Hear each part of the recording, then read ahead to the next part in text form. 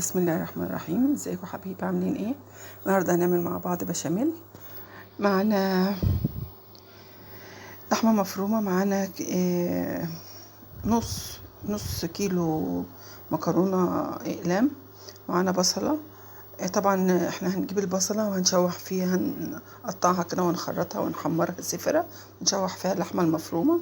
معانا معلقتين سمن او معلقتين زيت، وهنحط فيهم من 3 معالق ل4 معالق دقيق. بس انا معايا دقيق غله، خدوا بالكم يا جماعه، دقيق غله يعني غامق، ده اللي كان متواجد عندي، وهتتعمل وهتبقى زي الفل ان شاء الله.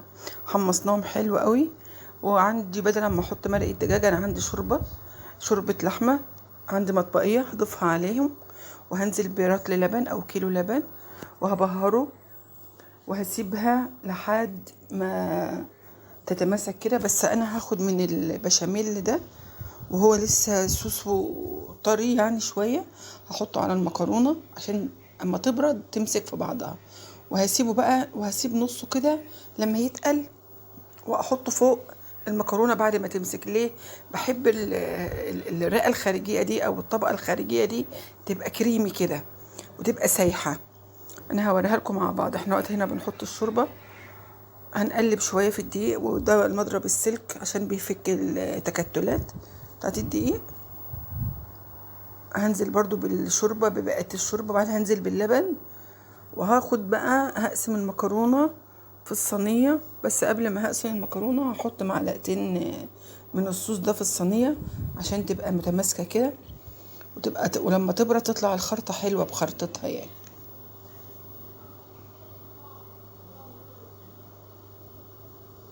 اهو زي ما انتوا شايفين بقلب بالمضرب السلك علشان تكتلات الدقيق. هو الدقيق دقيق غله، بس هيبقى حلو ومش هيبان يعني ان هو غامق او حاجه. المهم يبقى عندي دقيق احمصه واعمل بول بشاميل.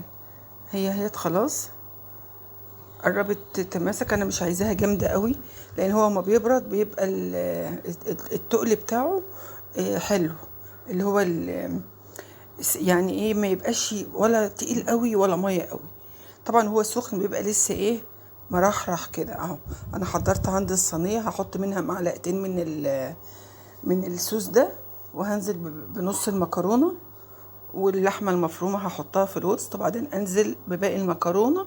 معلش انا بسرع في الخطوات، لان ساعات الفيديو وانا بسجل كده، لان طبعا انا ما اتكلمتش وانا بطبخ، فساعات الفيديو بيخلص يعني.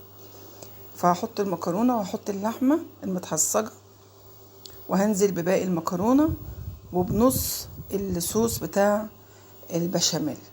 ولما الصينيه تتماسك شويه كده، هنزل بالنص التاني يكون ايه، تماسك وبقى كريمي، علشان لما تدخل الفرن يبان البشاميل. لان انا بحب البشاميل يغطي المكرونه، ما تبقاش المكرونه مدبدبه كده من فوق الوش وباينه، لان لما بتدخل الفرن بتنشف اطرافها.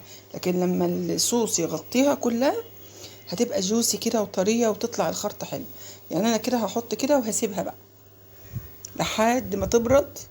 والنص التاني اهو الكريمه هو بدأ ان انا بنزله، شوفوا ما يبقاش باين مكرونه خالص. وبعدين هدخلها الفرن في درجه حراره، طبعا هو هتحمر شويه، هتبان لكم ان هي يعني ايه، زي ما يكون اتحرقت، لكن لا، لان اللبن سمين، فده الطشطشه بتاعت اللبن يعني، والكريمه بتاعته بالقشطه، لان كان اللبن سمين قوي، والريحه كانت جميله جدا وهي في الفرن. وبعد كده بقى لما تبرد هقطعها واقدمها. في نهايه الفيديو بتاعي اقول لكم يا ريت تعجبكم الطريقه بتاعتي، لانها سهله وبسيطه. والى اللقاء في فيديو جديد، واشوفكم على خير.